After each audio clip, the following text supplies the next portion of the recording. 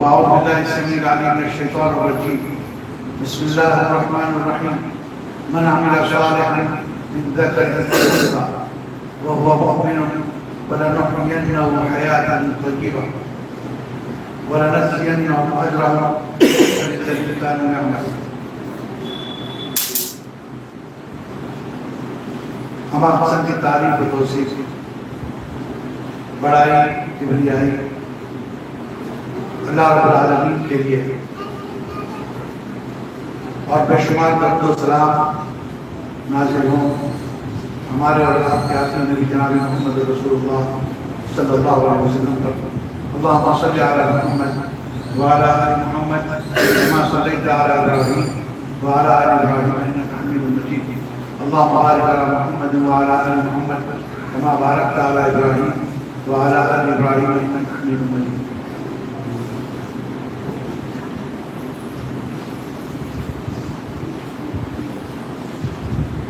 اس مسلسل سے ہم اتنا کے بعد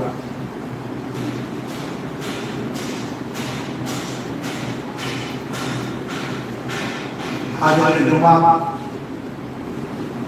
مرد و خواتین کو یہ خیال رکھنا چاہیے کہ اللہ تعالیٰ نے ہمیں ایمان کی دولت سے سرفراز کیا ہے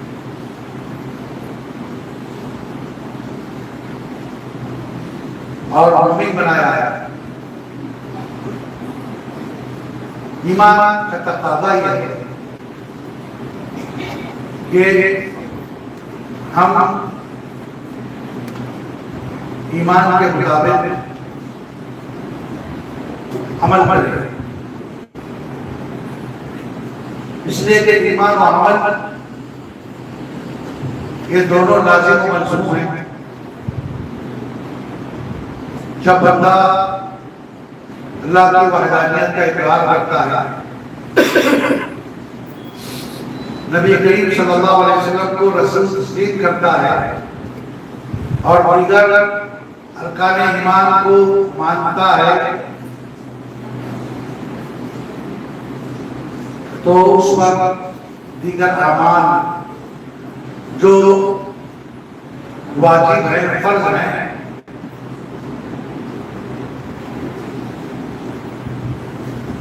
اسے انجام دینا چاہیے. قرآن مجید میں اللہ نے جہاں کہیں ایمان والوں کا تذکرہ کیا ہے، ساتھ میں عمل کا بھی تذکرہ کیا ہے. ان الذین آمنوا وعملوا الصالحات، جو لوگ ایمان لائے اور عمل صالح کی، سیجعل لهم الرحمن ودا.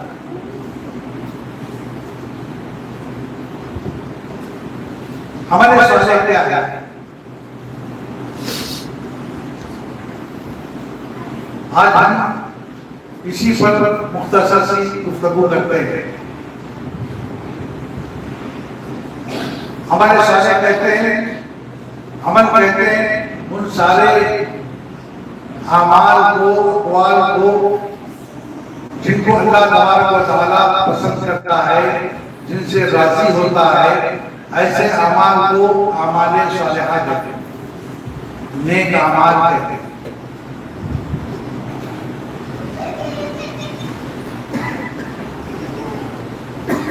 اور یہ عمل نیک عمل کرنا ایک مومن کے لیے، اس کی نجات کے لیے، اس کی کامیابی کے لیے آخرت کی اور دنیا کی انتہائی ضرورت ہے. اور کوئی بھی عمل یا کوئی بھی قول انسان جو بات کرتا ہے، زبان سے جو ادا کرتا ہے، یا جو اپنے جسم کے اعضاء سے جو اعمال انجام دیتا ہے، ہمارے صالحات کی بنیادی طور پر دو قسمیں ہیں. ایک وہ اعمال ہیں جسے انسان، اس کا تعلق انسان کے اپنے دل سے ہے کہ وہ اللہ کی توحید کا اقرار کرتا ہے، اللہ سے محبت کرتا ہے، اللہ سے رجوع ہوتا ہے اور اللہ سے ڈرتا ہے. اور اللہ پر توکل کرتا ہے اور ہمیشہ اپنے دل کو اللہ تعالیٰ سے متعلق رکھتا ہے، یہ سارے اعمال ان کا تعلق انسان کے دل سے، یہ دل کے اعمال۔ اسی طریقے سے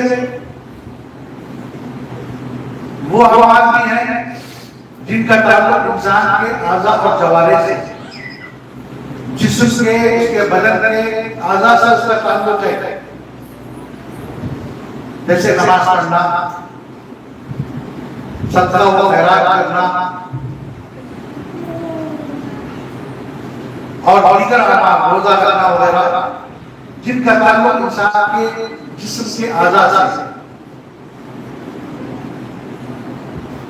یہ دونوں ہی قسم کے اعمال عمل صالح کب بنتے ہیں، یہ نیک کب کہلاتے ہیں، نیک عمل کب کہلاتا ہے، کب ان کو عمل صالح کہتے ہیں، کب یہ اللہ تعالیٰ کے یہاں قبول ہوتے ہیں۔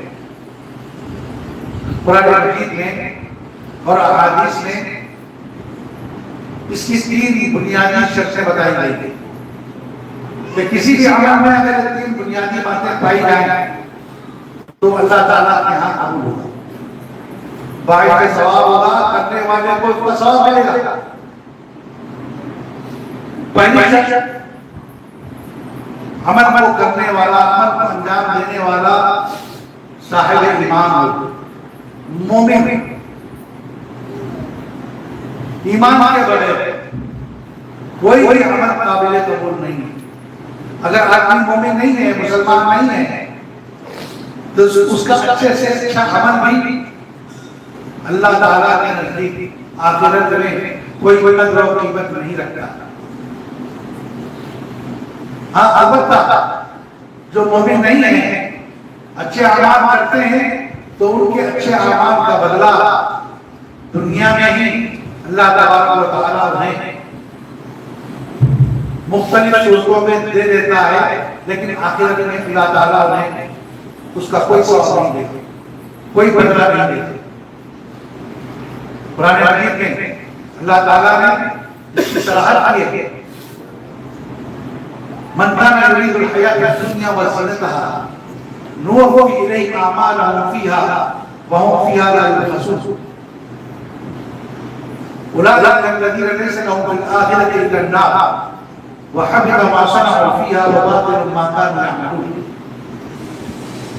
ان آیتوں میں اللہ نے ایسے شخص کا تذکرہ کیا ہے جو اپنا عمل، جو دنیا میں اعمال وہ کرتا ہے، جو کچھ وہ کرتا ہے اچھے اعمال نیکیاں وہ دنیا میں جو کرتا ہے، تو اگر اس کے نیکیوں کے کرنے کا مقصد، نیکیوں کے انجام دینے کی وجہ اور بنیاد دنیاوی زندگی ہے، دنیا کا قصور ہے اور دنیا میں آتا ہے، دنیا طلبی ہے، تو اللہ تعالیٰ کا مقام ہے انہیں الحیات الدنیا وزینتها نوفی الیہم اعمالهم فیہا۔ ہم دنیا میں ہی ان کو ان کے اعمال کا بدلہ دے دیتے ہیں۔ اور ایمان کی شرط جو بتائی ہے اللہ تعالیٰ نے، من عمل صالحا من ذکر او انثی وهو مؤمن، جو شخص نیک عمل کرتا ہے، اچھا عمل کرتا ہے، چاہے مرد ہو یا عورت، وہ مومن اور وہ ایمان والا ہے۔ اگر وہ ایمان والا ہے فَلَنُحْيِيَنَّهُ حَيَاةً طَيِّبَةً، اس کو ہم اچھی زندگی عطا کریں گے۔ مومن ہے، اگر مومن نہیں ہے تو اس کو اللہ تبارک و تعالیٰ اس سے یہ وعدہ نہیں ہے۔ عائشہ رضی اللہ تعالیٰ عنہ کی روایت ہے کہ وہ کہتی ہے، میں نے کہا اے اللہ کا رسول، ابن جدرہ یہ جاہلیت میں صلہ رحمی کیا کرتا تھا، مسکینوں کو کھانا کھلایا کرتا تھا، فَهَلْ ذَلِكَ نَافِعُ؟ عائشہ رضی اللہ عنہ نے کہا، زمانہ جاہلیت کا بڑا مشہور نیک آدمی گزرا، بڑا سخی تھا، غریبوں کی مدد کرتا تھا، صلہ رحمی کرتا تھا، سارے اچھے کام وہ کیا کرتا تھا۔ عائشہ نے پوچھا فہل ذاک نافع، کیا یہ اچھے اعمال اچھے کام اس کو آخرت میں فائدہ دیں گے، اس کا فائدہ اس کو آخرت میں ملے گا؟ اللہ کے رسول نے کہا نہیں، اس کو اس کے اچھے اعمال کا آخرت میں کوئی فائدہ نہیں ملے گا۔ لأنه لم يقل يوما رب اغفر لي خطيئتي يوم الدين، اس لیے کہ اس نے کبھی یہ نہیں کہا کہ اے میرے رب میرے گناہوں کو معاف فرما دے یا میں کر آخرت میں اس کا ایمان نہیں تھا، اللہ کا اس کا ایمان نہیں تھا، لہذا اللہ تعالیٰ نے ایمان نہ ہونے کی وجہ سے اس کے سارے اعمال جو اسے دنیا میں کیے گئے بھلائیاں کی تھی اس کا آخرت کو اسے کوئی ثواب نہیں ملے گا۔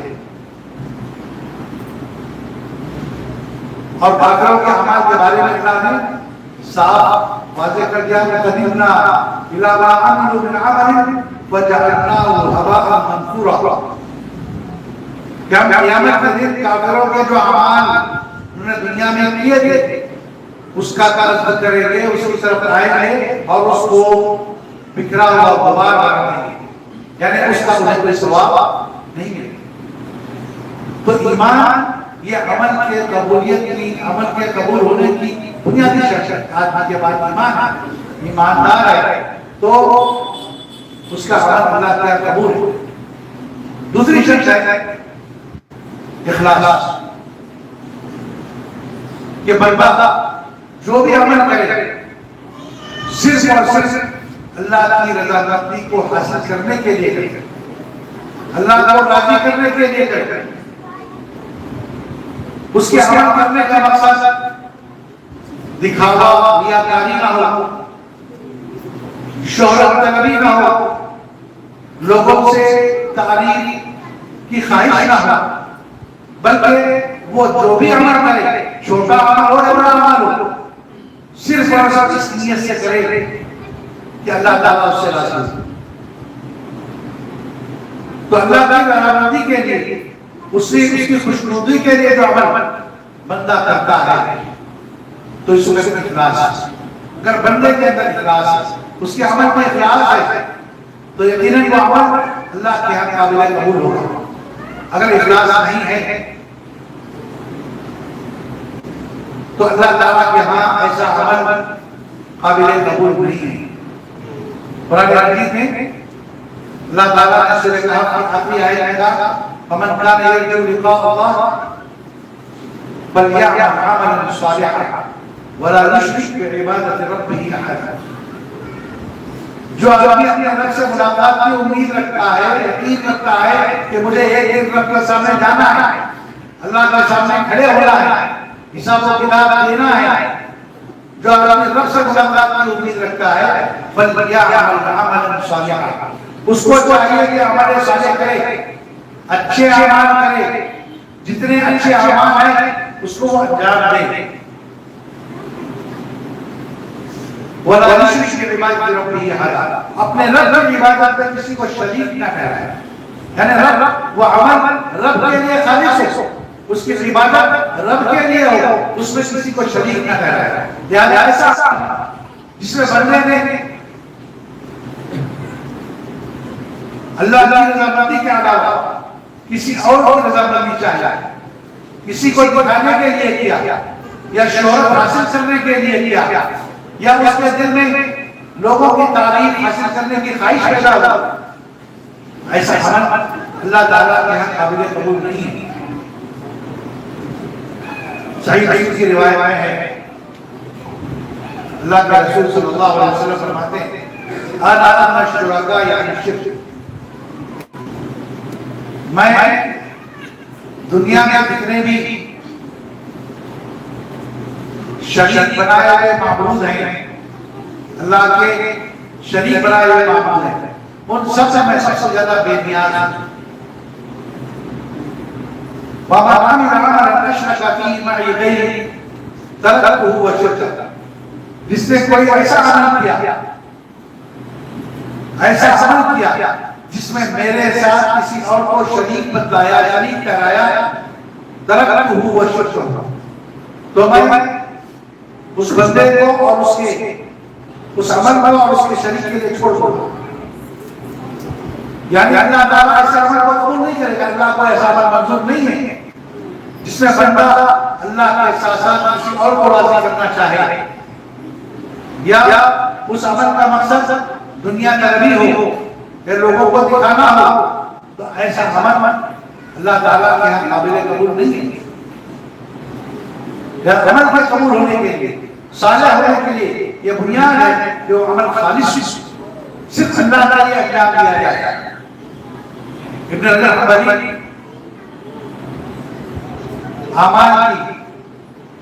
اعمال میں جو شرک کراتا ہے یا اعمال کی نیت میں جو کھوٹ پیدا ہوتا ہے، اس کی مختلف شکلیں بیان کرتے ہیں. کہتے ہیں کہ اگر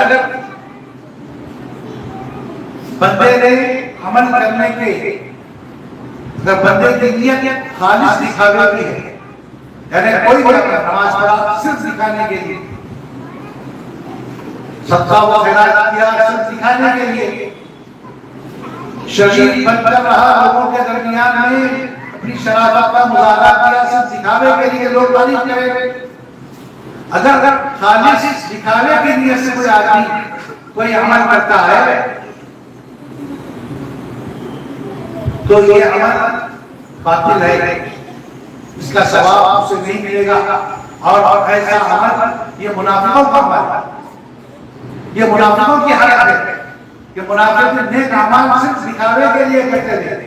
اللہ تعالیٰ نے کہا وَإِذَا قَامُوا إِلَى الصَّلَاةِ قَامُوا كُسَالَىٰ يُرَاءُونَ النَّاسَ. کہ جب منافقین نماز کے لیے آتے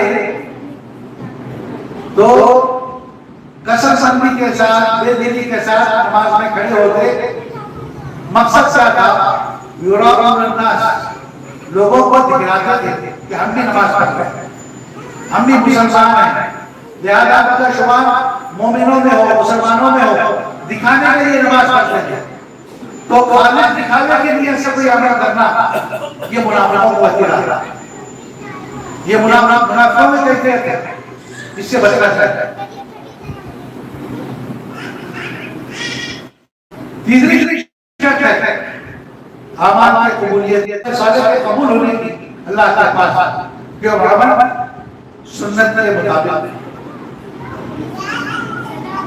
نبی کریم صلی اللہ علیہ وسلم کے طریقے کے مطابق ہو. اگر عمل اچھے سے اچھا کرنا ہو لیکن نبی کریم صلی اللہ علیہ وسلم کے طریقے کے مطابق اگر نہیں ہے تو اللہ تعالیٰ کے یہاں قبول نہیں ہے، آپ کو اس کا ثواب نہیں ملے گا. وہ مشہور حدیث عائشہ رضی اللہ عنہا کی آپ نے سنی ہے، بار بار سنی ہوگی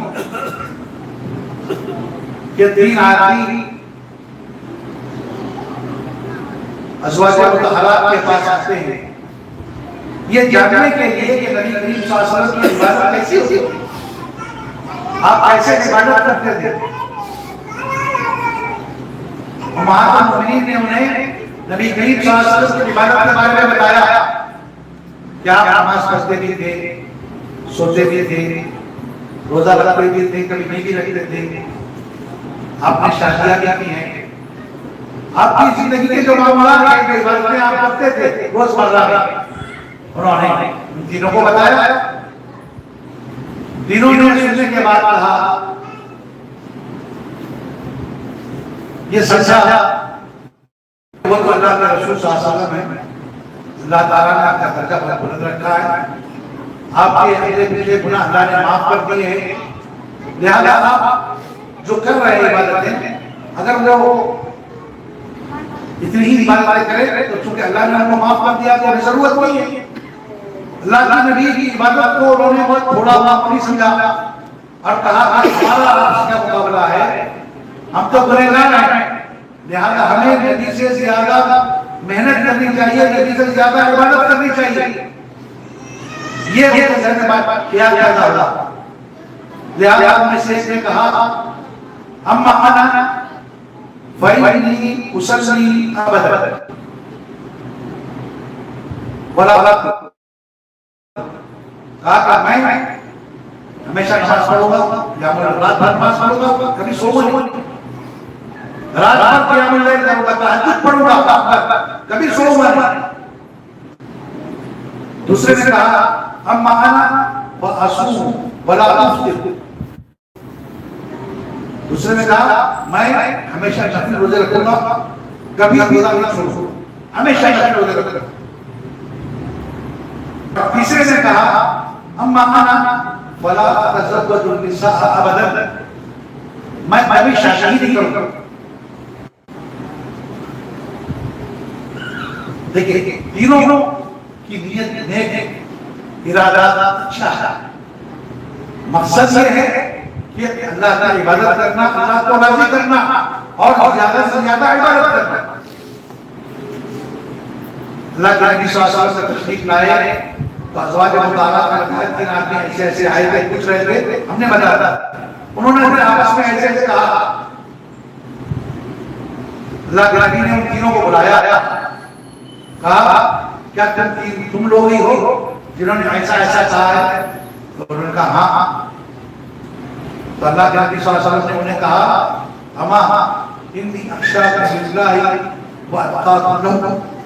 سنو میں تم تمام میں، سارے انسانوں مسلمانوں میں سب سے زیادہ اللہ سے ڈرنے والا، اللہ کا خوف رکھنے والا، سب سے زیادہ اللہ سے ڈرتا تمام سے. ولکنی اصلی وارقد. لیکن میں نماز پڑھتا بھی ہوں، سوتا بھی ہوں، رات میں تہجد بھی پڑھتا ہوں، رات میں سوتا بھی ہوں. وہ اصوم و افطر. میں روزہ بھی رکھتا ہوں اور کبھی روزہ نہیں رکھتا ہوں، نفل روزہ بھی رکھتا ہوں، کبھی نہیں رکھتا ہوں. وہ اتزوج النساء. اور میں نے شادیاں نہیں کی ہیں، میری بیویاں ہیں. پھر آپ نے اس کے بعد جملہ ان تینوں سے کہا، وہ ہمارے لیے اس میں بہت حضرت، ہمارے پورے دین کو سمجھنے کے لیے، اپنی زندگی کو عبادت بنانے کے لیے بہترین اس میں ہمارے لیے رہنمائی ہے. آگے آگے تھا وَمَنْ رَغِبَ عَنْ سُنَّتِي فَلَيْسَ مِنِّي. جس شخص نے میری سنت سے، میرے طریقے سے وہ موڑا، فَلَيْسَ مِنِّي، وہ مجھ سے نہیں ہے، میرا اس سے تعلق نہیں ہے. لہذا ایسا عمل جس کو نبی نے کیا نہیں، نبی نے اس کو بتایا نہیں، نبی کی اس پر غور نہیں ہے، سنت سے وہ ثابت نہیں ہے، اس کو ثواب سمجھ کر کرنا، اس کو عبادت سمجھنا اور اس کے پیچھے مشقت اور محنت کرنا، یقیناً یہ اللہ کا قابل قبول عمل نہیں ہے. اس لیے کہ اللہ کا کوئی عمل قبول ہوتا ہے جو سنت سے ثابت ہے، جو سنت کے مطابق ہے. یہ تیسری شرط ہے اعمال کی قبولیت کی، کہ جب ہم اپنے اعمال کو صالح بنانا چاہتے ہیں، نیک عمل اس کو بنانا چاہتے ہیں، اس کا ثواب اللہ کے پاس حاصل کرنا چاہتے ہیں، تو ہمیں یہ تین شرطیں اپنے ہر عمل میں پیدا کرنے کی ضرورت ہے. جو ہمارے اندر ایمان ہو، اخلاص ہو، اور ہمارا وہ عمل نبی کے طریقے کے مطابق، سنت کے مطابق، اس میں نبی کی پیروی مکمل اختیار کی گئی ہے، تبھی عمل قابل قبول ہوتا ہے. بس وہ نہیں کرتا ایسا عمل اللہ کے یہاں قبول نہیں ہے. آج ہمارے معاملات کا امت مسلمہ مختلف منصوبوں سے بہت سارے اعمال دین کے نام پر، ثواب کے نام پر، شریعت کے نام پر انجام دیتے ہیں. آپ ان کا جائزہ ان شرائط کی بنیاد پر دیکھیں، بے شک اگر آپ کو یہ ملے گا کہ تینوں شرطیں اس میں پائی نہیں جاتی. ایمان ہے تو اخلاص نہیں ہے، ایمان اور اخلاص ہے تو عمل سنت کے مطابق نہیں ہے، تو پھر ویسے ہم امید لگا سکتے ہیں کہ کل قیامت کو ہمارے اعمال ہماری نجات کا ذریعہ بنیں گے، ہمیں جہنم سے بچائیں گے، جنت میں داخل کرائیں گے. اللہ کیسے اس پر ہمیں ثواب کرے گا. غور کرنے کی بات ہے. اس لیے ہمیں چاہیے کہ ہم اپنے اعمال کا ہمیشہ جائزہ لیتے رہیں، اپنے ایمان کا جائزہ لیتے. ایمان بھی گھٹتا اور بڑھتا ہے. بندے کا ایمان ہمیشہ ایک جیسا نہیں رہتا ہے. اس لیے ایمان میں بڑھوتری کی کوشش کرنی چاہیے. ایمان کیسے بڑھتا ہے؟ زیادہ سے زیادہ نیکیاں کرنے سے، نیک اعمال کرنے سے ایمان میں اضافہ ہوتا ہے. اور زیادہ گناہ کرنے سے، گناہ کرنے سے ایمان میں کمی واقع ہوتی ہے. لا یزنی الزانی وهو یزنی، لا یزنی الزانی وهو مؤمن.